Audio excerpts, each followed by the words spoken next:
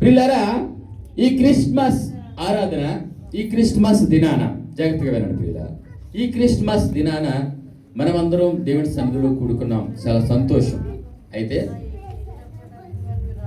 కొన్ని పండుగలు అయితే ఒక ప్రాంతానికి లేదా ఒక దేశానికి లేదా ఒక తెగకి చెందినవి, వారు మాత్రమే చేసుకుంటారు.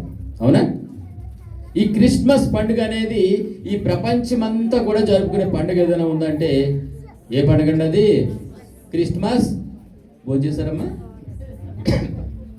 ఏ పండుగ అండి ఇది? క్రిస్మస్ పండుగ. ఇంకా నెలల తెరబడే పండుగ ఏదైనా ఉందంటే అంటే నవంబర్ మాసం మొదలుకొని జనవరి మాసం వరకు క్రిస్మస్లు ఎక్కడ జరుగుతూనే ఉంటాయి. అవునంటారా? అంటే నెలల తెరబడి జరిగే పండుగ ఏదైనా ఉందంటే అది క్రిస్మస్ పండుగని మనం చెప్పవచ్చు. దేవునికి స్తోత్రం. ప్రియులారా, చాలా సంతోషం. ఈ క్రిస్మస్ దినాన దేవుడు మనందరినీ రీతిగా కూడుకోవడానికి దేవుడు కృపనిచ్చారు. ఒక వచనాన్ని, 2 వచనాలు మనం చదువుకొని మనం వాక్య సందేశంలోకి మనం వెళ్ళిపోదాం. అందరికీ తెలిసిందే, లూకా సువార్త చూడకుండా కూడా మనం చెప్పవచ్చు. 2వ అధ్యాయము 11వ వచనం. అందరం క్రిస్మస్ దినాన్ని అందరము ఈ వచనాన్ని పలుకుతాం. అందరం ఒకేసారిగా. దావీదు పట్టణమందు నేడు రక్షకుడు మీ కొరకు పుట్టి ఉన్నాడు, ఈయనే ప్రభువైన క్రీస్తు. ఇంకో వచనాన్ని చదువుకున్నాం. ఇదే లూకా సువార్త 11వ అధ్యాయం. సహోదరు చెప్తారు, చెప్పాలి. నశించిన దానిని ఫస్ట్ నుంచి చెప్పాలి కదా. నశించిన దానిని వెదికి రక్షించుటకు మనిషి కుమారుడు ఈ లోకానికి వచ్చాడు. సంతోషం. ప్రియులారా, ఈ వచనాలను బట్టి మనం ధ్యానించుకోబోతా ఉన్నాం కొద్ది నిమిషాలు. మనకి ఇక క్రిస్మస్ దినాన ఎవరైనా చిన్నపిల్లల్ని పిలిచి, నైనా నీకు ఈ క్రిస్మస్ పండుగ ఏమిచ్చింది లేదా ఏం తీసుకొచ్చింది అని అడిగితే వాళ్ళు చెప్పే మాట ఏంటంటే, వాళ్ళు అంటారు, కొంతమంది అయితే నాకు బహుమతులు తీసుకొచ్చిందని, కొంతమంది అయితే వస్త్రాలు తీసుకొచ్చాయని, కొంతమంది నాకు స్కూల్కి సెలవులు వచ్చాయని. అవునా? కొంతమంది అయితే మంచి మంచి డ్యాన్సులు అయ్యి క్రిస్మస్ డ్యాన్సులు వేసామని వాళ్ళు చెప్తారు, చిన్నపిల్లలు కనుక. మంచిదే. గత సంవత్సరాల క్రితము చిన్నపిల్లలు సండే స్కూల్ పిల్లలు వారు కూడా యేసు యొక్క జననం గుర్చిన ఒక పశువులు పాక, యానులు, ఇంకా కన్యమరియ, యేసేపు, ఇంకెవరు గొర్రెల కాపర్లు, ఇలా ఒక వాతావరణాన్ని వారు చూపించి క్రిస్మస్ దినాన మనమే కాకుండా అన్యులైన వారు కూడా ఆ దినాన వచ్చేవారు అనేక మంది ఉన్నారు. అవునంటారా? దేవునికి స్తోత్రం. అనేక మంది వారు ఉంటారు. వీళ్ళు ఈ యొక్క చిన్నపిల్లలు ఈ స్కిట్ ద్వారా లేదా ఈ నాటిక ద్వారా చెప్పినప్పుడు వారికి అర్థమయ్యేదంటే, ఆహా, యేసు జననం ఇలా ఉందని వారికి అర్థమయ్యేదట. తద్వారా వారు కూడా సువార్త ప్రకటించేవారట. అందును బట్టి దేవునికి ఏ మహిమ కలుగును గాక. అలా అది క్రమేపీ వస్తూ అరే చిన్నపిల్లలు ఏంటి, మేము యవనస్తులు ఉన్నాం కదా, మమ్మల్ని ఖాళీగా ఎందుకు ఉంచుతారని యవన బిడ్డలు ఈ వ్యాసేపు ఈ పశువులు పాక ఇది పని అవుతుంది కానండి అయ్యగారు, మాకు మంచి ఏంటంటారు అది, నేను అనకూడదేమో, మంచి ఊపున్న పాట కావాలండి ఏదో అంటారు కదా అని యవన పిల్లలు ఏం చేస్తూ ఉన్నారంటే డ్యాన్సుల ద్వారా, పాట అయితే దేవుని పాటే కానీ వేసే డ్యాన్స్ ఏంటండి అది ఈ లోక సంబంధమైన వారి డ్యాన్సుల ద్వారా వారి యొక్క భక్తిని చూపిస్తామన్నారు. పోలండి యవన బిడ్డలు అనుకున్నాం. అలా కొద్ది దినాలు వచ్చేసరికి జాగ్రత్తగా వినాలి ప్రియులారా. వచ్చిన వాళ్ళు ఖాళీ ప్లేస్లో వారు కూర్చుంటారు. అలా క్రమేపీ వచ్చే కొలదిని సేవకులైన వారు, నేను ఇంచుమించు ఈ క్రిస్మస్ దినాలలో ఒక 8 క్రిస్మస్లు చూశాను. అలా అంటే అయ్యగారు మా 3 క్రిస్మస్లు మీరు రాలేదని అడుగుతారేమో. అయితే ఈ 8 క్రిస్మస్లలో కూడా ఎక్కువ శాతం అరే యవనస్తుల కంటే మేమైనా తీసుకుపోయామని కాపురులైన వారు ఏం చేస్తారంటే వారు కూడా డ్యాన్స్ వేయడం మొదలుపెట్టారు. దేవుని మందిరములో జాగ్రత్తగా వినాలి ప్రియులారా. దేవుని మందిరంలో దేవుని యొక్క పులిపీఠం మీద వారు వేస్తున్న నృత్యాలు, వారు వేస్తున్న డ్యాన్సులు సేవకులనే కూడా మర్చిపోయి ఇది నా క్రీస్తు జన్మదినము. ఆయన ఎందుకు ఈ లోకానికి వచ్చారు, ఎందుకు ఆ యొక్క దైవీయమైన స్థితిలో వారు జన్మించవలసి వచ్చింది అని అది వివరించలేకుండా కూడా వాళ్ళ యొక్క ఆ పాతకాలం మనకు ఒక ఐడియా ఉంటుంది కదండి, ఒక ఆలోచన. భక్తిగా నటించినప్పటికీ అది ఏదో రోజున బయటపడుతుంది అంటారు కదా, అవునంటారా కాదంటారా? అలాగా ఈ దినాన అనేక మంది సేవకులు, ప్రియులారా మీరు నవ్వుతున్నారు కానీ చాలా విచారించవలసిన విషయం. క్రిస్మస్ దినాన ఏదో గడబడి చేసేసేసి ఏదో ఒక దాన్ని అనడానికి ఇబ్బందికరంగా ఉన్నప్పటికీ ఒక రికార్డింగ్ డ్యాన్స్ లాగానో లేదా నృత్యం చేసి గడబడి చేసేసి వాళ్ళు ఏదో క్రిస్మస్ అని చెప్పుకునే పరిస్థితికి వారు దిగజారిపోయారు. అందుని బట్టి ప్రియులారా అవి చూసినప్పుడు నేను చాలా చింతించాను, దేవుని క్షమించమని అడిగాను. ప్రియులారా గమనించాలి, వారందరి కొరకు కూడా మనం ప్రార్థన చేయాలి. దేవునికి స్తోత్రం. ప్రియులారా గమనించాలి, మొట్టమొదటి క్రిస్మస్, మన మొట్టమొదటి క్రిస్మస్ ఎంత సంతోషంగా జరగలేదు, అవునంటారా? ఎవరన్నా చెప్తారా ఎలా జరిగింది? తల్లులు ఉన్నారు, ఎక్కడ జరిగిందండి? ఆయన తలుచుకుంటే ఒక ఉన్నతమైన స్థాయిలో జన్మించలేడా? ఒక పెద్ద కుటుంబంలో లేదా ఒక రాజుల కుటుంబంలో జన్మించలేడైనా? అసలు ఆయన జన్మించవలసిన అవసరం వచ్చింది, ఆయన డైరెక్ట్గా వస్తారు కదా రావాలనుకుంటే, అవునా? ఎందుకు పసులపాకలో జన్మించవలసి వచ్చింది? పసులపాక ఎలా ఉంటుందండి? పేడకంపు, తగ్గింపు, నిజం, పేడకంపు, ఇంకేముంటుందండి?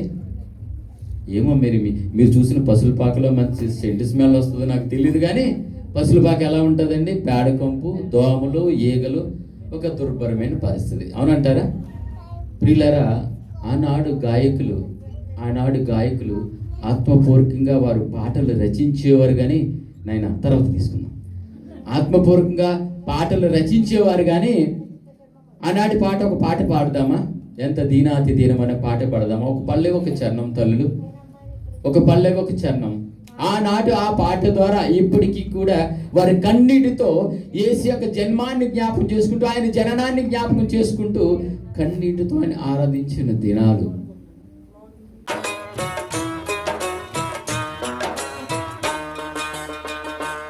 ఎంత దీనాతి దీనము, ఎంత దీనాతి దీనము, ఓ యేసయ్యా నీ జననమెంత దయనీయము, తలచుకుంటే నా గుండె తడబడి తరిగి కరిగి నీరగుచున్నది. ఎంత దీనాతి దీనము, ఓ యేసయ్యా నీ జననమెంత దయనీయము, తలచుకుంటే నా గుండె తడబడి తరిగి కరిగి నీరగుచున్నది. చక్కగా అయ్యా ఈ లోకం మాకు సత్రంగా ఇచ్చావు, అలాంటి సత్రం నీకు చోటు లేదు కనుక నువ్వు పసులపాకలో జన్మించావని వారు పాడేవారు. ఈ దినాన్ని వచ్చేటప్పటికి ఏం పాడుతున్నారు? బెత్లెహేములో సందడి ఉందండి, బెత్లెహేములో సందడి, పసులపాకలో సందడి. దానికి మన సేవకులు రుచాలి, మన సేవకులు కాదు, కొన్ని సంఘాలు ఉన్నవారు. పిల్లరా పసులపాకలో ఉందండి సందడి, ఉందంటారా? అంటే వారికి అనుగుణంగా వాళ్ళు మార్చేసుకోవడము, అది ఆత్మపూర్వకంగా రచించిన పాటలు అంటారు అవి.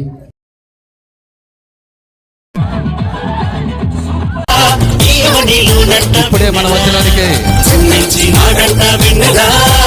గమనించాలి, మొదటి క్రిస్మస్ ఇంత సంతోషంగా జరగలేదు. మొదటి క్రిస్మస్ చాలా దయనీయమైన పరిస్థితుల్లో జరిగింది. అసలు ఈ క్రిస్మస్ సందర్భంగా ఆయన ఎందుకు ఈ లోకానికి రావాల్సి వచ్చింది? ఆయన ఎందుకు అంత దయనీయమైన పరిస్థితుల్లో జన్మించవలసి వచ్చింది? అసలు ఆయన వచ్చిన పనేంటి?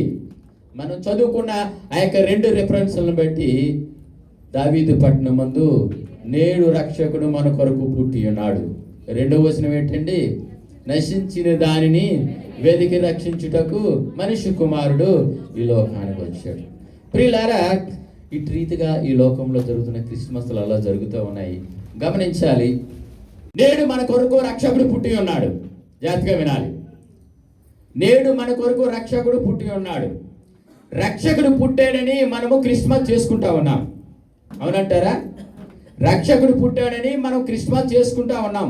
అయితే రక్షకుడు పుట్టాడని ఆయన జన్మదిన సందర్భంగా క్రిస్మస్ పండుగ చేసుకుంటాం. మనము రక్షణ పొందామా? రక్షణ పొందామా? మారుమనసు పొందామా? మీలో కొంతమంది అంటున్నారు, ఎదుటండి అయ్యగారు బాప్తీసం తీసుకున్నాం కదని. అవునా? బాప్తీసం తీసుకున్నాం కదని. ప్రియులారా, కేవలం నీటి బాప్తీసం తీసుకుంటే రక్షణ పొందినట్టు కాదు. ఈ సందేశంలో మనం అది చూడబోతా ఉన్నాం. ప్రియులారా, రక్షకుడు పుట్టాడని మనము క్రిస్మస్ పండుగ చేసుకుంటా ఉన్నాం. ఆయన జన్మదిన పండుగ చేసుకుంటా ఉన్నాం. రక్షకుడు పుట్టాడు అనే వాక్యాలు మనం చూస్తూ ఉన్నాం. అయితే మనం రక్షించబడ్డామా? మనము మారు మనసు పొందామా లేదా అనేది మనం చూద్దాం. అపోస్తుల కార్యాలు త్వరగా తీయండి తల్లి. అపోస్తుల కార్యాలు 16వ అధ్యాయం 30వ వచనం. అపోస్తుల కార్యాలు 16వ అధ్యాయం 30వ వచనం.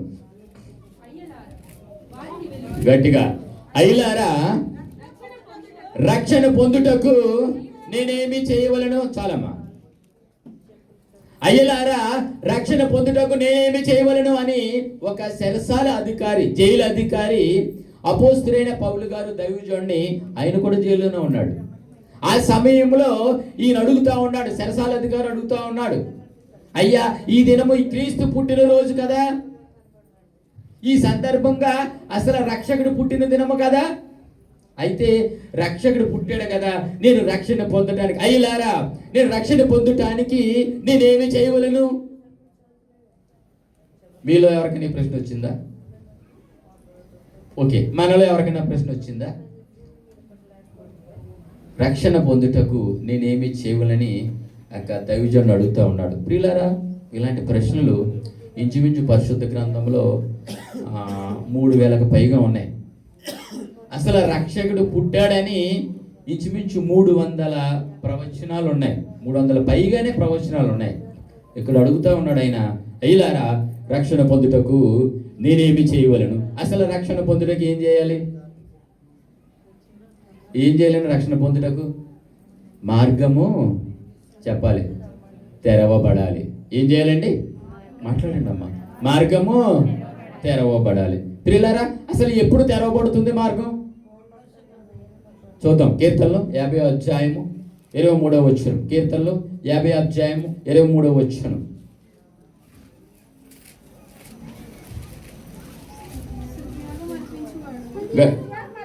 స్తుతి యోగం అర్పించువాడు నన్ను మహిమపరచుచున్నాడు, నేను వానికి దేవుని రక్షణ కనబరుచున్నట్లు వాడి మార్గము సిద్ధపరుచుకునేను. ఎలాగండి? అసలు రక్షణ పొందాలంటే ఏం చేయాలట? స్తుతి యోగం చెప్పాలి అందరూ కూడా. రక్షణ పొందాలంటే ఏం చేయాలి? స్తుతి యోగం చేయాలట. ఒక వ్యక్తి రక్షణ పొందాలంటే స్తుతి యోగం చేయాలి, స్తోత్రం చేయాలి, లేదా ఆరాధన చేయాలి. ఏం చేయాలి?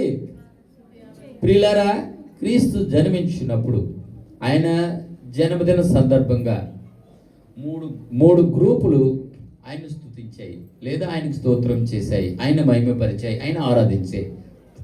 ఏటి 3 గ్రూపులు మనం చూసినట్లయితే, మొదటి గ్రూపు దూతల సమూహం. మొదటి గ్రూపు దూతల సమూహం అందరూ కూడా పరలోకం నుంచి దిగి వచ్చి ఆ యొక్క యూదయ ప్రాంతం నా బెత్లెహేముకు వచ్చారు. తండ్రి యొక్క ఆజ్ఞతో, తండ్రి యొక్క పర్మిషన్తో, తండ్రి యొక్క ఆజ్ఞతో నా కుమారుడు బెత్లెహేములో జన్మిస్తా ఉన్నాడు కనుక మీరందరూ వెళ్ళి నా కుమారుడికి స్తోత్రం చేయండి అని చెప్పినప్పుడు ఈ దూతల సమూహం అంతా కూడా పరలోకము నుండి ఎక్కడ దిగి వచ్చారట? బెత్లెహేముకు వచ్చారట. బెత్లెహేముకు వచ్చారు. బెత్లెహేముకు వచ్చి ఏం చేశారు? వాళ్ళు యేసును చూశారు. యేసును చూసి ఏం చేశారు? ఆయనకి స్తుతియోగం చేశారు, స్తోత్రం చేశారు, ఆరాధన చేశారు, దేవుని మహిమపరిచారు. జాగ్రత్తగా వినాలి ప్రియులారా. యేసుకి స్తుతియోగం చేయాలంటే మొదట ఏం చేయాలి? మనం బెత్లెహేముకు రావాలి. బెత్లెహేముకు ఎవరు కనబడతారు? యేసయ్య కనబడతారు. యేసయ్య కనబడితే మనం ఏం చేయొచ్చు? ఆరాధించవచ్చు, లేదా స్తుతియోగం చేయవచ్చు. తద్వారా ఏమవుతుంది? మనకి రక్షింపబడతాం. దేవునికి స్తోత్రం. జాగ్రత్తగా వినాలి ప్రియులారా. దూతల సమూహం బెత్లెహేముకు వచ్చారు. బెత్లెహేముకు వచ్చి యేసుని చూశారు.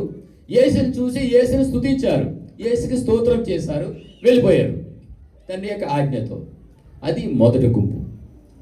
రెండవ గుంపు ఏంటంటే ప్రియులారా, గొర్రెల కాపరులు కొందరు, అందరూ కాదు సుమి, కొందరు గొర్రెల కాపరులు.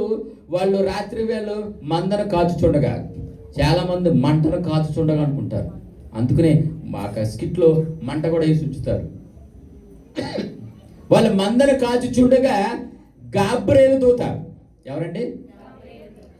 గాబ్రియేలు దూత వర్తమానం తీసుకొచ్చినప్పుడు వారిని ఎక్కడికి నడిపించింది? ఆ దూత బెత్లెహేముకి నడిపించింది. బెత్లెహేముకి వస్తే ఎవరు కనబడ్డారు? వారికి యేసయ్య కనబడ్డాడు. యేసయ్య కనబడితే ఏం చేశారు వాళ్ళు? బంగారు సాంబ్రాణి జ్ఞానులు తెచ్చారు తల్లి. ఏం చేశారు? దేవునికి స్తుతియోగం చేశారు. జాగ్రత్తగా వినాలి పాయింట్, జాగ్రత్తగా వినాలి. మొదట వారు ఏం చేశారట?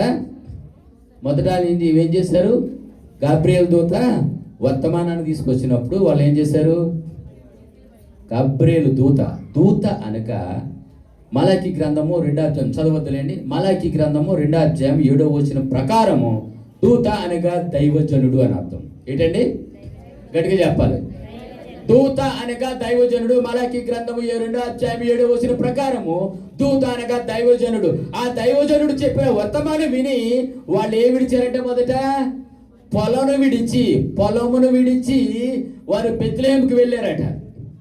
పొలము అనగా మత్తయి సువార్త 13వ అధ్యాయం 38 ప్రకారము, మత్తయి సువార్త 13వ అధ్యాయం 38 వచనం ప్రకారము పొలము అనగా లోకము అని అర్థము. దేవుని స్తోత్రం. మొదట గాబ్రియేలు దూత అనబడు దైవజనుడు వచ్చినప్పుడు, దూత అనగా దైవజనుడు చెప్పిన సువార్తను విని మొదట వారు పొలాన్ని విడిచారట. ఏం విడిచారండి? పొలము అనగా లోకాన్ని విడిచారట. లోకం విడిస్తే ఎక్కడికి వచ్చారట? బెత్లెహేముకు వచ్చారు. బెత్లెహేముకు వస్తే ఎవరు కనపడ్డారు? యేసయ్య కనపడ్డారు. యేసయ్య కనపడితే వాళ్ళు ఏం చేశారు? ఆరాధించారు, దేవుని మహిమపరిచారు. తద్వారా ఏం పొందారు? వాళ్ళు రక్షణ పొందారు. దేవునికి స్తోత్రం. ప్రియులారా, జాగ్రత్తగా వినాలి. అసలు పాయింట్కి వస్తా ఉన్నాం, జాగ్రత్తగా వినాలి. మొదట ఏ సమూహం వచ్చిందండి? దూతల ఏ సమూహం? దూతల సమూహం. రెండోది గొర్రెల కాపర్లు వచ్చారు. మూడోదిగా జ్ఞానులు వచ్చారు. జాగ్రత్తగా వెళ్ళాలి ప్రియులారా. మూడో దానికి వెళ్ళక ముందు రెండోది అది పూర్తి వివరణ చేద్దాం. రెండోదిగా గొర్రెల కాపర్లు లోకాన్ని విడిచారు. అవునంటారా? పొలము అనగా మత్తయి సువార్తలో చెప్పినట్లుగా 13వ అధ్యాయం 35వ వచనం చెప్పినట్లుగా లోకం, పొలము అనగా లోకాన్ని. లోకంలో ఏముంటుందండి? ఎవరు మనం ఉన్నాం కదండి అంటున్నారు. నిజమే. లోకంలో శరీరాశ ఉంది, నేత్రాశ ఉంది, జీవపుటంబం ఉంది. అవునా? మరి యేసయ్యని చూడాలి, యేసయ్యని స్తుతియోగం చేయాలి, లేదా బెత్లెహేముకి వెళ్ళాలి, యేసయ్యని చూడాలి, యేసుకి స్తోత్రం చేయాలి, రక్షణ పొందాలంటే మొదట మనం ఏం విడవాలి? లోకంలో ఏముంటుంది? శరీరాశ, నేత్రాశ, జీవపటమము. ప్రియులారా, ఏమి విడవకుండా విడిచేవారుగా మనం ఉన్నామా? నిజంగా విడిచేవండి మనం? విడిచేమంటారా? లేదు కదా. మరి విడవకుండా రక్షణ పొందడం అంటే ఎలా? రక్షణ పుట్టాడని మనం రక్షణ దినమని మనం పండుగ చేసుకుంటాం. మనకే రక్షణ లేకపోతే ఆ క్రిస్మస్ పండుగకి అర్థం ఏమైనా ఉందంటారా? క్రిస్మస్ పండుగ అర్థం ఏమైనా ఉందంటారా? లేదు కదా. అందుని బట్టి ప్రియులారా, మొదట మనం ఏం చేయాలట? లోకాన్ని విడిచాలట. ప్రియులారా, వీళ్ళు ఏం చేయాలట? మొదట దేవుడికి స్తోత్రం చేయాలి, రక్షణ పొందాలి, యేసయ్యని చూడాలంటే బెత్లెహేముకి వెళ్ళాలి. బెత్లెహేము అనగా ఎవరన్నా చెప్తారా? తల్లులకు బాగా తెలుసు. రొట్టెల గృహం అంటే దేవుని యొక్క వాక్యము, దేవుని యొక్క సమూహము, దేవుని యొక్క వాక్యము. బెత్లెహేము అనగా రొట్టెల గృహము, రొట్టెల గృహము అనగా దేవుని యొక్క వాక్యము. అయితే వాళ్ళు దేవుని యొక్క వాక్యం దగ్గరకు వచ్చినప్పుడు ఎవరు కనపడ్డారట? అర్థమవుతుందా తల్లి మీకు చెప్పింది? మొదట బెత్లెహేము అనే వాక్యం దగ్గరకు వారు వచ్చినప్పుడు ఎవరు కనపడ్డారు? వాళ్ళకి యేసయ్య కనపడ్డాడు. యేసయ్య కనపడితే ప్రియులారా గమనించాలి, పరిశుద్ధ గ్రంథంలో యేసయ్య ఉన్నారు లేదా? ఉన్నానన్నవారు గట్టిగా చప్పట్లు కొట్టి దేవుని మహిమపడతాం. ఈ పరిశుద్ధ గ్రంథంలో యేసయ్య ఉన్నారు, అవునా? వాక్యం అనే బెత్లెహేము అనే వాక్యం దగ్గర మనం వచ్చినప్పుడు జాగ్రత్తగా వినాలి ప్రియులారా. ఇందుకు యొక్క గొప్ప ఆశీర్వాదాలు రక్షణ పొందుకలేని కారణం ఏంటంటే, యేసయ్య దగ్గర మనం వచ్చినప్పుడు అనగా బెత్లెహేముకి వచ్చినప్పుడు అనగా వాక్యం దగ్గర మనం వచ్చినప్పుడు మనకి యేసయ్య కనబడతాడట. ఎప్పుడైతే యేసయ్య కనబడతాడో మనలో ఉన్న రహస్య పాపం ఏదైతే దేవుడు చూడట్లేదు, లేదా పాస్టర్ గారికి తెలియదు, పక్క వారికి తెలియదని మనలో మనస్సాక్షి ఉంటుంది కదా, ఉంటుందమ్మా, ఉంటుంది కదా. మనస్సాక్షి మనం ఏం చేస్తున్నాం ఎదుటి వారు చెప్పవసరం లేదు, మన మనస్సాక్షి ఉంటుంది కదా. అప్పుడు వెంటనే యేసయ్య మొహం మనకు కనిపించినప్పుడు వెంటనే మనకున్న దుర్నీతినంతా కూడా కన్నీటితో ఆయన దగ్గర నువ్వు ఒప్పుకుంటావట. ఎప్పుడైతే అది ఒప్పుకుంటావో దేవుడికి నువ్వు చేసే స్తుతి యోగము లేదా స్తోత్రము లేదా ఆరాధన ఆయన అంగీకరిస్తాడట. దేవుడికి స్తోత్రం. ఆయన ఎప్పుడైతే అంగీకరించాడో మీరేమవుతారట? రక్షించబడతారట. రక్షించబడితే ఎవరు వాసులండి? మీరు పరలోక వాసులట. ప్రియులారా, ఈ దినాన మనము ఎన్నో వాక్యాలు వింటున్నాము కదా. దూత అనగా దైవజనుడు, దేవుడితో పంపబడిన దైవజనుడు అని అర్థం. ఇక్కడ నిలిచుండి ఎవరు బోధించినప్పటికీ కూడా దేవుడు మాట్లాడుతున్నాడు, నాతోనే మాట్లాడుతున్నారని అది మన మాటలు, ఆ మాటలు మన జీవితంలో మనం తీసుకుంటే ఆ మాటలు మన జీవితాన్ని వెలుగునిస్తాయి. దేవుడికి స్తోత్రం. నువ్వు ప్రియులారా కేవలం చర్చికి వస్తున్నాను కదా, బాప్తీసం తీసుకున్నాను కదా, అనేక కార్యక్రమాల్లో ఉంటున్నాను కదా, దేవుడు నన్ను చూస్తున్నాడు కదా అని నువ్వు అనుకుంటా ఉన్నావేమో. ఏమి ప్రయోజనం చెప్పండి? దేవుడికి స్తుతియాగం లేకుండా ఆయన రక్షకుడు పుట్టాడని మన పుట్టినరోజు చేసుకుంటూ మనకే రక్షణ లేకపోతే ఏంటి ప్రయోజనం చెప్పండి? లేదు కదా. కేవలం వినేవారుగానే మనం ఉంటే ఎలా చెప్పండి? ఒక దైవజనుడు అంట, మీరు అందరూ కొంచెం సీరియస్ కనబడతారు.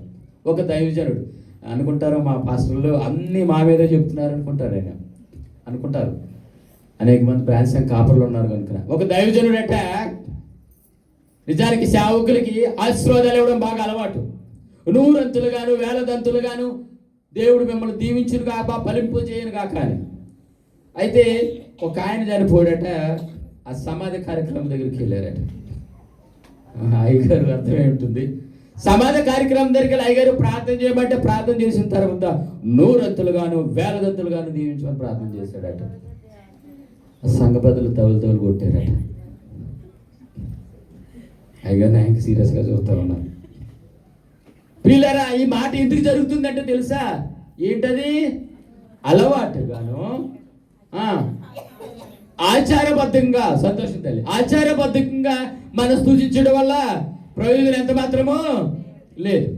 మీకు మాట చెప్తాను, ముందుకు వెళ్తాను. సమయం మనము పబ్లిక్ టాయిలెట్లు అనగా మనం ఎయిర్పోర్ట్కి వెళ్తాం కదా, ఎయిర్పోర్ట్కో లేకపోతే ఏదైనా షాపింగ్ కాంప్లెక్స్ లేకపోతే ఎక్కడైనా మహల్కి వెళ్ళినప్పుడు మనం వాష్రూమ్కి వెళ్ళాలి. వాష్రూమ్కి వెళ్ళినప్పుడు అక్కడ స్మెల్ వస్తుంది. మనం ఏం చేస్తాం? ఎవరన్నారమ్మా? ముక్కు మూసుకుంటాం. సంతోషం, నిజమే తల్లి, ముక్కు వేసి మూసుకుంటాం. ముక్కు మూసుకుంటాం. ఎందుకని? ఆ వాసన మనం భరించలేక మనం ముక్కు మూసుకొని మనం ఏదో చూసుకొని మనం వచ్చేస్తాం. మీరు గమనించారే లేదో, ఆ వాష్రూమ్ని కడిగేవాడు, ఆ బాత్రూమ్ని కడిగేవాడు ముక్కు మూసుకోడు, అక్కడే కూర్చుంటాడు. ఎందుకని? బాగా అర్థమైంది, ఈ ఉదాహరణ బాగా అర్థమైంది అనుకుంటారు. నిజమే కదా, వాడికి అలవాటు అయిపోయింది. మనకి కూడా క్రిస్మస్ వెంబడి ఎన్నో క్రిస్మస్లు చూస్తూ ఉన్నాం. ఇందులో 30 క్రిస్మస్ చూసిన వాళ్ళు ఉన్నారు, అనగా 30 సంవత్సరాలు బట్టి చూసిన వాళ్ళు ఉన్నారు, 20 సంవత్సరాల క్రిస్మస్ చూసిన వాళ్ళు ఉన్నారు, 10 సంవత్సరాల క్రిస్మస్ చూసిన వాళ్ళు ఉన్నారు. అయితే అలవాటు అయిపోయింది మనకి కూడా. క్రిస్మస్ అనగా క్రీస్తు నేడు పుట్టాను, హల్లెలూయా, హ్యాపీ క్రిస్మస్ అంతే. అంతేగాని ఆయన ఎందుకు జన్మించాడు మన కొరకు? ఎందుకు ఆ దీని స్థితిలో ఆయన జన్మించవలసి వచ్చింది? ఎందుకు అంత దయనీయమైన పరిస్థితిలో జన్మించవలసి వచ్చింది?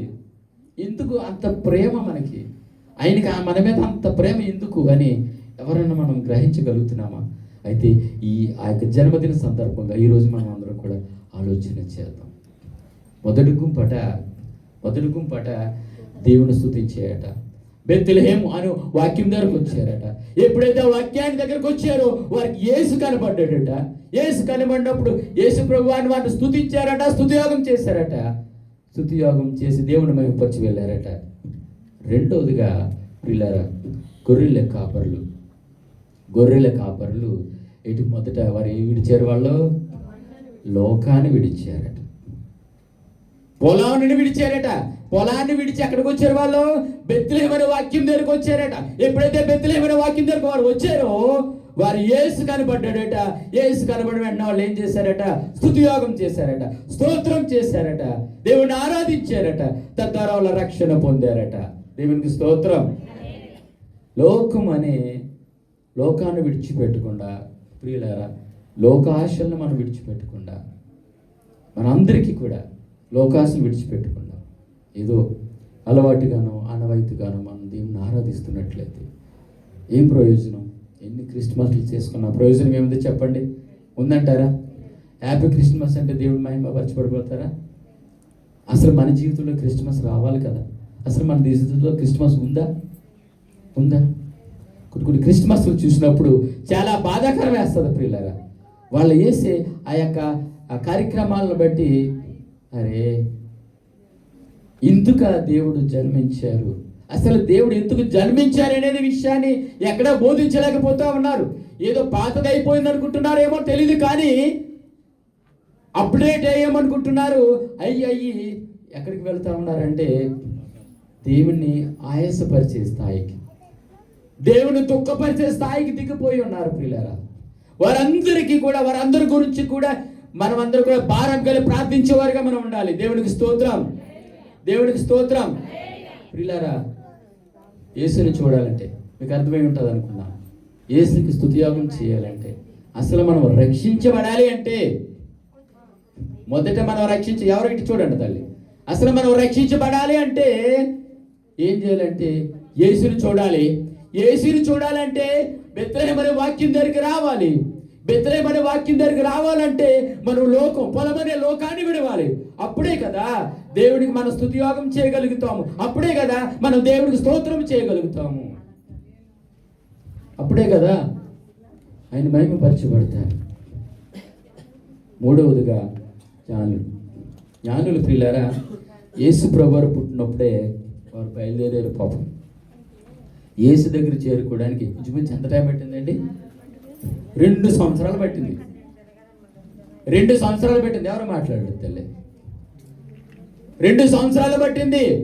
వాళ్ళు యేసు ప్రభు దగ్గరికి రావడానికి 2 సంవత్సరాలు పట్టి ఎవరు నడిపించారు? ఎవరు నడిపించారండి? నక్షత్రం అనగా దానియేలు గ్రంథము 12వ అధ్యాయం 3వ వచనం ప్రకారం ఎవరు చదవద్దు కానీ నక్షత్రం అనగా ఒక విశ్వాసి సాదృశ్యంగా కనబడుతూ ఉంది. నక్షత్రం అనగా ఒక విశ్వాసికి సాదృశ్యంగా కనబడుతూ ఉంది. ఒక రక్షణ పొందిన ఒక విశ్వాసి, జాతకం వినాలి ప్రియులారా, రక్షణ పొందిన ఒక విశ్వాసి అన్యులైన జ్ఞానులను వారిని ఎక్కడ నడిపించారు? యేసు వద్దకు బెత్లెహేముకు నడిపించారు. ఎప్పుడైతే బెత్లెహేముకు వచ్చారో వారికి యేసు కనబడ్డారు. వారు ఎలా చేశారట? తల్లి ఇందాక చెప్పినట్లుగా అర్పణలతో దేవుణ్ణి మహిమపరిచి వెళ్ళారు. దేవునికి స్తోత్రం. ప్రియులారా, ఇది నాన్న బెత్లెహేముకి వెళ్ళాలంటే అనగా వాక్యం దగ్గరికి రావాలంటే మనం ఏం విడాలి?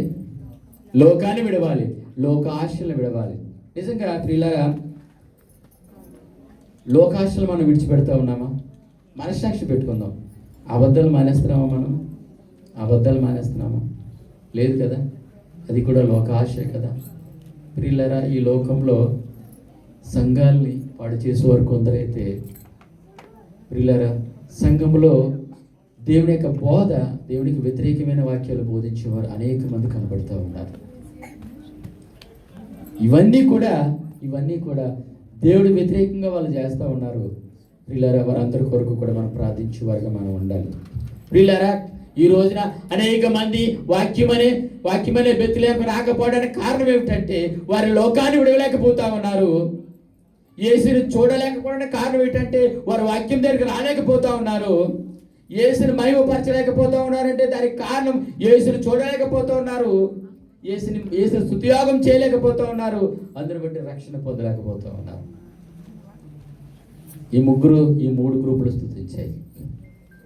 మన గ్రూప్ ఉందండి, ఒక గ్రూప్ ఉంది. పరిశుద్ధ గ్రంథంలో ఒక సహోదరి, జాగ్రత్తగా వినాలి, పరిశుద్ధ గ్రంథంలో ఒక సహోదరి బెత్లెహేముకి ఇంకొక 2 నిమిషాలకు వెళ్తాను అనగా అక్కడే చచ్చిపోయింది. ఎవరైనా చెప్పగలరా? రాహేలు. ఎవరమ్మా? బెత్లెహేముకి 2 నిమిషాల్లో వెళ్తాను అనగా అక్కడే చచ్చిపోయింది. చూద్దామా, వచనం చూద్దామా. ఆదికాండము 35వ అధ్యాయం 19వ వచనం. అట్లు రాహేలు మృదు పొంది బెత్లెహేమును ఎఫ్రాతు మార్గమున పాతి పెట్టబడెను. పిల్లరా, రాహేలు ఎవరి కుమార్తె అండి? లాబాను కుమార్తె. ప్రియులారా, ఇక్కడ లాబాను అనగా రాహేలు యొక్క తండ్రి విగ్రహాలు గృహంలో వారి యొక్క సొంత దేవతలను పూజిస్తూ ఉండేవారు. వారి యొక్క గృహంలో దేవతలకు ఆరాధన చేస్తూ ఉండేవారు. అయితే కూతురైన రాహేలు కూడా ఆ విగ్రహాలంటే ఎంతో ఇష్టం. వాటికి జీవం లేనప్పటికీ కూడా విగ్రహాలంటే ఎంతో ఇష్టం. వచనాలు చదివించట్లేదు, సమయం లేదు కనుకున్నా. అయితే ఎప్పుడైతే ఆ యొక్క యాకోబు గారు మన ప్రాంతానికి వెళ్ళిపోతాం అనగానే తండ్రికి తెలియకుండా, జాగ్రత్తగా వినాలి ప్రియులారా, తండ్రికి తెలియకుండా ఆ విగ్రహాలు దొంగతనం చేసింది, దాచేసుకుంది. తండ్రికి ఆ విగ్రహాలంటే చాలా ఇష్టం. ప్రతిరోజు ఆ విగ్రహాలకు ఆరాధన చేస్తాడు. అయితే అలాంటి విగ్రహాలని కూతురైన రాహేలు దొంగిలించేసుకుంది.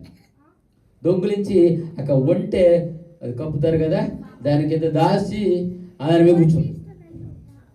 జాగ్రత్తగా వినాలి పిల్లలు. తండ్రి అడుగుతున్నాడు, నా విగ్రహాలు ఎవరు తీశారు అని అడిగినప్పుడు నాకు తెలియదు అని చెప్తా ఉంది. అంటే ఇక్కడ రాహేలు ఆరాధకురాలుగా కనబడుతూ ఉంది మనకి. ప్రియులారా, రాహేలుకి విగ్రహాలంటే చాలా ఇష్టం. ఎవరో మాట్లాడుతాము. రాహేలుకి విగ్రహాలంటే చాలా ఇష్టము. అందుకే ఆ విగ్రహాలు దొంగిలించి దాచేసుకుంది. అయితే ఈ విషయం యాకోబు తెలియదు. యాకోబు పాపం 14 సంవత్సరాలు ఏం చేశాడండి? ఊడుగం చేశాడు. జీతం లేకుండా పాలేరుతనం చేసి ఎంతో ప్రేమించి పెళ్లి చేసుకున్నాడు. 14 సంవత్సరాలు పాలేరుతనం చేసి పెళ్లి చేసుకున్నాడు. అలాంటి భర్తని మోసం చేసింది. నాకు తెలియదు అంటుంది. నమ్మేశాడు. తండ్రి అడుగుతా ఉన్నాడు, తండ్రి అన్ని వెతుకుతా ఉన్నాడు. రాహేలు దగ్గరికి వచ్చి వెతకడానికి వచ్చినప్పుడు తండ్రి నేను కడగా ఉన్నాను, నన్ను ముట్టుకోకూడదని అబద్ధం ఆడుతూ ఉంది. వచ్చిన మనం ఆ ఒక అధ్యాయంలో మనం చూడగలుగుతున్నాం. అక్కడ తండ్రితో అబద్ధం ఆడుతూ ఉంది. ప్రియులారా, ఇక్కడ రాహేలు మొదట విగ్రహారాధకురాలుగా కనపడుతూ ఉంది. రెండోది భర్తని మోసం చేస్తూ ఉంది. మూడోది తండ్రికి అబద్ధాలు చెబుతూ ఉంది. అందు కారణాన రాహేలు బెత్లెహేముకి వెళ్లకుండా ఇంకొక 2 నిమిషాల్లో బెత్లెహేముకి వెళ్తాననగా అక్కడే చచ్చిపోయింది. ఎక్కడ చచ్చిపోయిందండి? అక్కడే చచ్చిపోయింది. బెత్లెహేము దగ్గరే, ఇంకా వెళ్లకుండానే చచ్చిపోయింది. అక్కడే పాతి పెట్టబడింది. ప్రియ సహోదరులారా, రాహేలు చాలా అందగత్తే. అవునా? మనలో కొంతమంది నవ్వుతున్నారు. నిజమే, చాలా అందగత్తే. మనలో ఒక సామెత ఉంటుంది, మనసు మంచిదండి, గుణం నేను అనకూడదు. నిజం. చాలా అందగత్తే రాహేలు, చాలా అందగత్తే. అయితే వాడికి మనసులో ఏముందట? విగ్రహారాధన ఉంది. ఆవిడ మనసులో, వాడి హృదయంలో విగ్రహారాధన ఉంది. అబద్ధాలు ఉన్నాయి, దొంగతనం ఉంది, మోసం ఉంది, అన్నీ ఉన్నాయి కనుకునే బెత్లెహేము చేరలేకపోయింది. ప్రియులారా, విగ్రహాలంటే ఏంటండి? విగ్రహాలంటే ఏంటండి? దేవునికి తప్ప ఒకవేళ ఏదైనా దేనికైనా నువ్వు ప్రాధాన్యత ఇస్తున్నావా? తిండి విషయంలో మంచి ప్రాధాన్యత ఇస్తున్నావా? వస్త్రాల విషయంలో ప్రాధాన్యత ఇస్తున్నావా? దేవుడి కంటే భర్తకి ప్రాధాన్యత ఇస్తున్నావా? దేవుడి కంటే భార్యకి ప్రాధాన్యత ఇస్తున్నావా? దేవుడి కంటే పిల్లలకు ప్రాధాన్యత ఇస్తున్నావా? దేవుడి కంటే ముందు నీకే ప్రాధాన్యత చూసుకుంటున్నావా? అది విగ్రహమే కదా? అది విగ్రహమే కదా? కాదంటారా? విగ్రహమే కదా? విగ్రహం అనగా కేవలం ఒక ప్రతిమే కాదు, కానీ ప్రియులారా, దేవుడు వ్యతిరేకంగా జీవించే ప్రతి జీవితం కూడా ఒక విగ్రహమే. రాహేలుకి తన హృదయంలో విగ్రహాలు ఉన్నాయి కనుక్కునే ఆవిడ బెత్లెహేము చేరలేకపోయింది. ఈ దినాన ప్రియులారా మనం ఉన్నాం కదా, మనం కూడా చాలా మంది ఉన్నాం. ఆ విగ్రహాలు అయ్యా మా జీవితంలో విగ్రహాలు ఏంటనుకుంటాం. మాట చెప్పడానికి చింతిస్తూ ఉన్నాను. మనలో కొంతమంది దేవుడి సన్నిధికి వస్తూ ఉన్నాం, దేవుడి సన్నిధిలో వడపడుతూ ఉన్నాం. అయితే వ్యభిచారాన్ని మానేమా, జారత్వాన్ని మానేమా, అబద్ధాలు మానేమా, మోసాలు మానేమా? మందిరంలో ఒకలాగా, బయట ఒకలాగా, కొంతసేపు వెలుగులో, కొంతసేపు చీకటిలో, కొంతసేపు మందిరంలో, కొంతసేపు లోకములో, కొంతసేపు విశ్వాసులతో, కొంతసేపు అన్యులుగా, సంఘంలో ఎంతో భక్తుపరురాలుగా ఉంటూ బయట సంఘము గురించి, సంఘ పెద్దల గురించి, లేదా సంఘ విశ్వాసుల గురించి సంఘాన్ని చెదరగొట్టేవారుగా మనం ఉన్నట్లయితే అది కూడా విగ్రహమే కదా ప్రియులారా?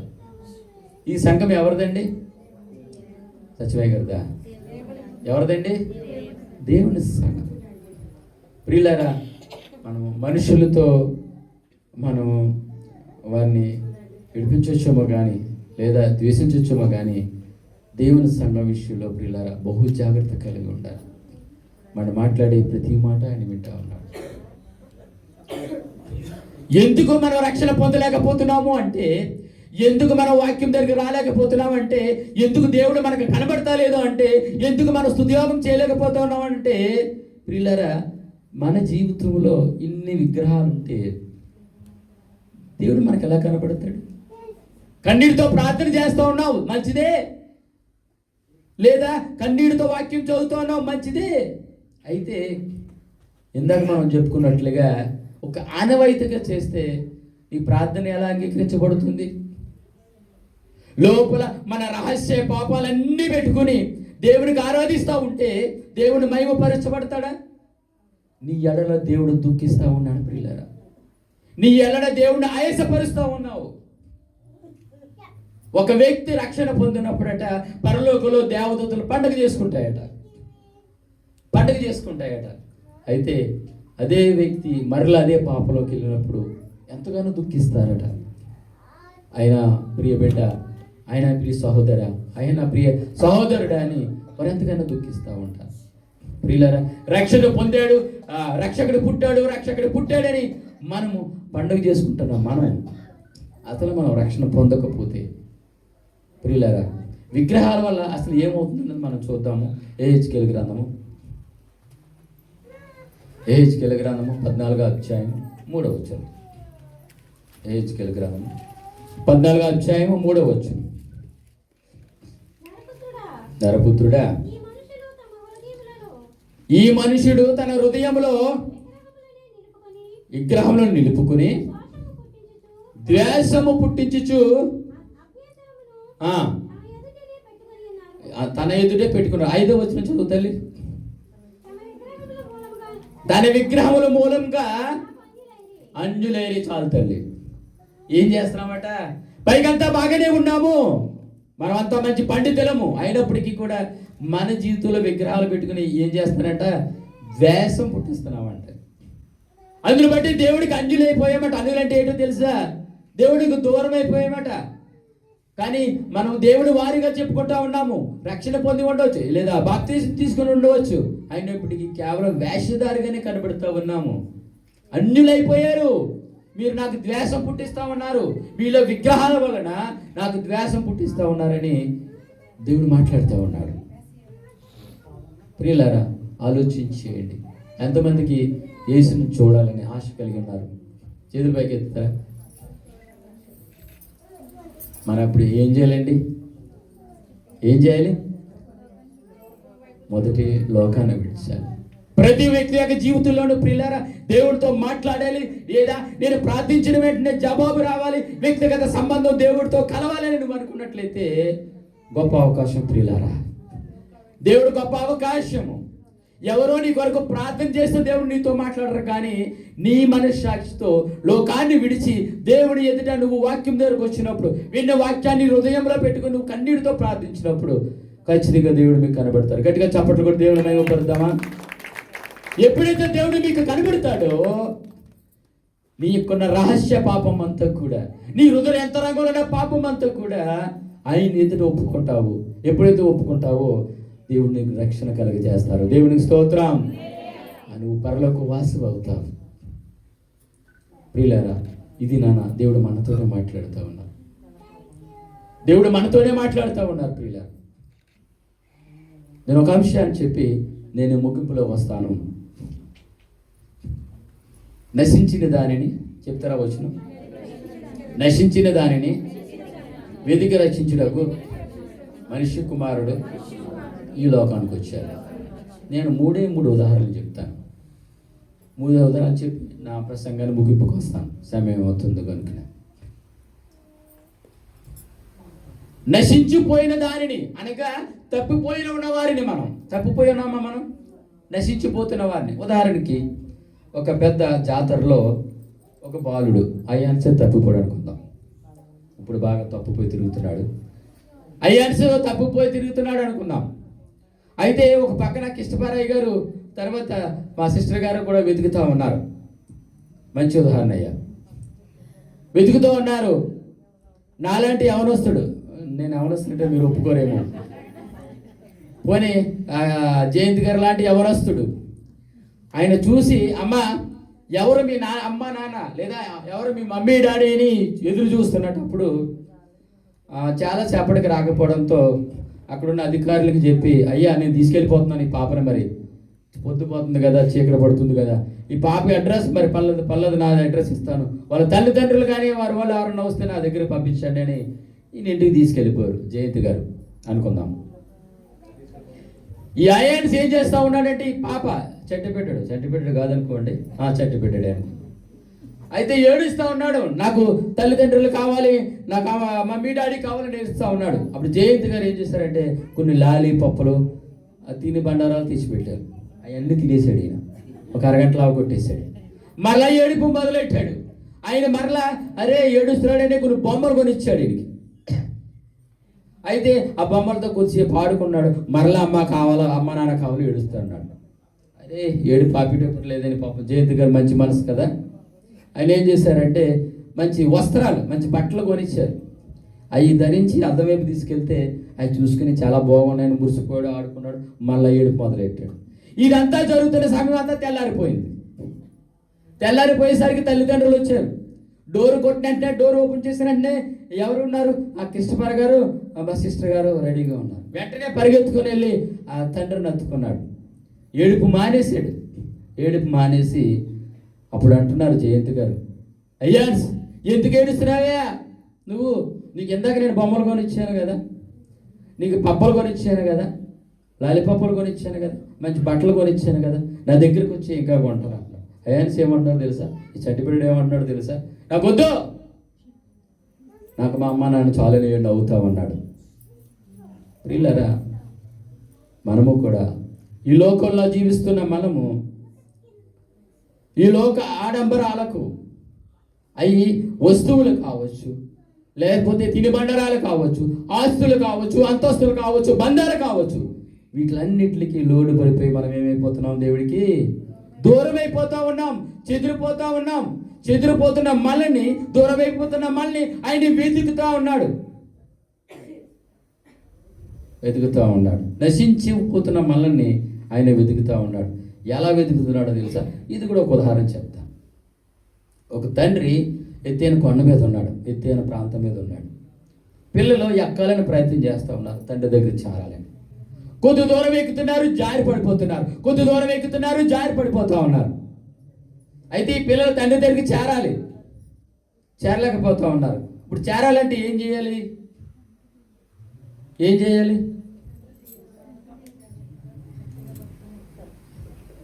కరెక్ట్గా పట్టుకుని ఎక్కలేకపోతున్నాం. ఏం జరుగుతుందంటే తండ్రి పిల్లల దగ్గరకు వచ్చాడు. దేవునికి స్తోత్రం. ప్రియులారా, మనము ప్రార్థించాలని ఆశ కలిగి ఉన్నాం, దేవుడితో సహవాసం చేయాలని ఆశ కలిగి ఉన్నాం, కొద్ది దూరం వస్తూ ఉన్నాం, అమ్మయ్య ఇంక దేవుడి దగ్గరికి వెళ్తున్నాం, ఆయనతో సత్సంబంధాన్ని కలిగి ఉంటాన టయానికి ఎవరో పిలుస్తున్నారు కింద, మరలా జారిపడిపోతూ ఉన్నాం. మనం పాత జీవితం, గత జీవితం గుర్తుకొస్తూ ఉంది, మళ్ళీ ఎవరో పిలుస్తూ ఉన్నారు, మరలా కిందకి జారిపోతూ ఉన్నాం. పిల్లలు మనం అరే వీళ్ళు ఎక్కుతున్నారు జారిపోతున్నారు, ఇలా ఆత్మీయ స్థితిలో ఉండాలని ఆశ కలుగుంటున్నారు, కానీ మరలా పాప జీవితంలో పడిపోతున్నారని ఆయనే స్వయంగా దగ్గరికి వచ్చేసారు. దేవునికి స్తోత్రం. నశించిపోతున్న మనల్ని వెతికి రక్షించడానికి ఒక మాట చెప్పిన ముగింపులోకి వస్తాను. ఒక న్యాయవాది ఉన్నాడట, జడ్జి, న్యాయం తీర్చే న్యాయవాది. ఇప్పుడు అన్యాయం తీర్పు తీర్చలేదట ఆయన, ఎప్పుడు కూడా అన్యాయం తీర్పు తీర్చలేదట. అయిన వారైనా పగవారైనా బంధువులైనా ఆ యొక్క కుర్చీ మీద కూర్చునేటప్పుడు, ఆ స్థాయిలో ఉండేటప్పుడు న్యాయమైన తీర్పు ఆయన తీర్చేవాడట. ఒక రోజున ఆయన కోర్టు నుండి వస్తూ వాష్రూమ్కి వెళ్ళాడట, కొంచెం స్నానం అయి చేయడానికి వాష్రూమ్ కంట. అయితే కూతురు చదువుకున్న చదువులో ఉత్తీర్ణత పొందింది కొనుక్కున్న ఫ్రెండ్స్తో వెళ్ళాలని ఆశ కలిగి మా డాడీని లేదా మా తండ్రిని అడిగితే ఆ యొక్క కారు యొక్క తాళాలు ఇవ్వడమ్మా అనుకుని ఆ కోర్టులో చేయబెట్టే తాళాలు తీసుకుని, డాడీ నేను బండి తీసుకుని వెళ్తానని పరిగెత్తుకుని బండి దగ్గరికి వెళ్ళిందట. బండి దగ్గరికి వెళ్ళినప్పుడు తండ్రి అరుస్తున్నాడట, అమ్మా వెళ్ళొద్దు అని అరుస్తూ ఉన్నాడట. ఎక్కడైతే నాన్న వచ్చే వరకు ఉంటే ఆపేస్తాడని ఆ తల్లి బండి తీసుకుని వెళ్ళిపోయిందట కారు. అయితే ఇంతకీ ఆ బండికి బ్రేకులు లేవు, అదే తండ్రి చెప్పాలన్నాడు. అయితే ఎక్కువ స్పీడ్లో వెళ్తూ ఉంది, బ్రేకులు లేవు. నాలాంటి యువకుడు అంటున్నాను, నాలాంటి వాడు వెళ్ళినప్పుడు ఆ కారుతో అతను గుద్దడం, 2 కాళ్ళు పోవడం జరిగింది. అయితే కూతురు అనుకుంటుందంట, ఏం జరిగినా పర్వాలేదు, నా తండ్రి ఎవరట? జడ్జి, న్యాయమూర్తి, నావే మా పక్షానే ఉంటాడు, ఆయన ఏం చెప్తే అదే కనుక నా చాలా సంతోషపడిపోతూ ఉందట. అయితే వాదాపయోదాలు జరుగుతూ ఉన్నాయంటే కూతురికి ఆ కాళ్ళు ఇరిగిపోయిన ఆయనకి లాయర్లతో మనకి చూస్తుంటాము కదా. అయితే లైసెన్స్ లేకుండా, డ్రైవింగ్ లైసెన్స్ లేకుండా హెవీ స్పీడ్లో వెళ్తూ తప్పు ఆవిడదే అని నిర్ణయించారట. అందుని బట్టి అయితే లా బుక్లో చెప్పిన రీతిగా ఆవిడికి 25 లక్షలు లేదా 30 లక్షలు జుర్మానా కట్టాలి, 50 కొరడ దెబ్బలు తినాలని తీర్పు రావాల్సి వచ్చిందట. అదే తీర్పు తండ్రి ఇచ్చాడట. ఎప్పుడైతే తీర్పు ఇచ్చాడో కూతురు ఆ బోరులో నుంచి విలువలు ఏడుస్తూ, నువ్వేమి తండ్రివయ్యా, నా చావును కోరుకుంటున్నావా? 50 కొరడ దెబ్బలు తింటే నేను బ్రతుకుతానా? న్యాయమైన తీర్పు కూతుర్ని వదిలేస్తావా? ఇదేనా నీ ప్రేమ అని గట్టిగా బిగ్గరగా కేకలేస్తూ ఉందట. వెంటనే తండ్రి తీర్పు అయిపోయింది కదా, వెంటనే ఆ జాకెట్, ఆ కోటు, ఆ జడ్జి కోటు ఆ చైర్కి తగిలించి వెంటనే పరిగెత్తుకుని వెళ్ళి ఆ జేబులో ఉన్న చెక్ బుక్ తీసి వెంటనే కట్టవలసిన ఫైన్ 30 లక్షలు 25 లక్షలు కట్టేసి కూతురికి శిక్ష విధించాలన్న టైంలో మొదటి కొరడా దెబ్బ కూతురికి తగలకుండా పరిగెత్తుకొని వెళ్ళి కూతురిని హత్తుకొని పట్టుకున్నాడట. అయితే 1 కాదు 2 కాదు 3 కాదు 50 కొరడా దెబ్బలు తిన్న ఆయన అక్కడే పడిపోయి చనిపోయాడట. కూతురికి తగ్గవలసిన దెబ్బలు, కూతురికి విధించవలసిన శిక్ష ఆయన పొందాడట. ఇదే నేను చెప్పబోతున్న శుభవర్తమానం ఏంటంటే ప్రియులారా, నశించి దానిని వెతికి రక్షించడానికి ఆయన ఈ లోకానికి ఎందుకు వచ్చాడో తెలుసా? ఇదే చెప్పబోతా ఉన్నాను. నువ్వు నేను అనుభవించిన శిక్ష నన్ను తప్పించడం కొరకు, ఆయన మనల్ని రక్షించడం కొరకు, ఏ పాపం ఎరగని ఆయన ప్రియులారా ఆయన ఈ లోకానికి వచ్చారు. ఇదే శుభవర్తమానం. దేవునికి స్తోత్రం. గట్టిగా చెప్పట్లు దేవుని మహిమపడతామా? ఇదే శుభవర్తమానం ప్రియులారా. ఆయన ఎందుకు ఈ లోకానికి వచ్చారంటే నిన్ను నన్ను తప్పించటానికి. నువ్వు నేను పొందవలసిన శిక్షను ఆయన మీద వేసుకున్నారు. అదే తండ్రి యొక్క ప్రేమ. ఈ క్రిస్మస్ దినాన ప్రియులారా ఇదే మనందరికీ శుభవర్తమానం. మనం ప్రతి దినము ప్రతి రోజు ఈ యొక్క విషయాన్ని జ్ఞాపకం చేసుకున్నట్లయితే మనం ఆయనతో సత్సంబాన్ని కలిగి ఉంటాం. అలాగనే బెత్లెహేము అనే వాక్యం దగ్గరికి మనం వస్తాం. ఎప్పుడైతే వాక్యం దగ్గరికి వస్తామో ఆయన మనకు కనబడతాడు. ఎప్పుడైతే ఆయన కనబడతామో ఆయన మనం స్తుతించగలుగుతాం. ఎప్పుడైతే మనం స్తుతి చేసామో అప్పుడు ఆయన ఎప్పుడైతే మనకు కనబడతాడో మన హృదయంతరంలో పాపమంతా కూడా ఆయన ఎదుట మనం ఒప్పుకుంటాం. మనుషులు ఎదుట కాదు కానీ దేవుడి ఎదుట ఒప్పుకుంటావు. ఎప్పుడైతే ఒప్పుకున్నావో దేవుడు నిన్ను రక్షణలోకి తీసుకొస్తారు. నెమ్మది గట్టిగా చప్పట్లు కొట్టి దేవుని మహిమపరుద్దామా. ఇదే రక్షణ దినము, ఇదే రక్షణ దినము ప్రియులారా. రక్షకుడు ఎందుకు పుట్టాడంటే నిన్ను నన్ను రక్షించటానికి. తలలో వంచండి, చిన్న ప్రార్థన. ఎవరు మౌనంగా ఉండవద్దు ప్రియులారా. ప్రభువా, పరిశుద్ధమైన దేవా, ఇదిగో తండ్రి, ఈ దినాన అయ్యా వాక్యం ద్వారా మమ్మల్ని గద్దించి ఉన్నావు అయ్యా. నీ జననం ఎందుకు ఈ లోకంలో జరిగిందో, ఎందుకు అంత దయనీయమైన స్థితిలో జరిగిందో, ఎందుకొరకు మీరు ఈ లోకానికి అలాంటి దుర్భరమైన పరిస్థితుల్లో రావాల్సి వచ్చిందో, ఏ పాప మేరగానే మీరు మా శాప భారాలన్నీ మీ మీద వేసుకుని మమ్మల్ని రక్షించడానికి రక్షకుడిగా ఈ దినాన్ని ప్రియులారా ఈ లోకానికి మీరు వచ్చారు తండ్రి. అదే మేము గ్రహించటానికి అయ్యా, మా హృదయాంతరంగంలో తండ్రి ప్రభు మేము ఆలోచన చేయటానికి, వాక్యం ద్వారా బలపడటానికి సహాయం దయచేయండి. ఒకవేళ ఏ బిడ్డైనా తండ్రి ఇంకా అర్థము కాకుండా ఆయన జనన యొక్క అయ్యా అంతరాయం అర్థము కాకుండా ఉన్నట్లయితే వారికి తెలియపరచండి. ఈ రాత్రి వారితో మీరు మాట్లాడండి.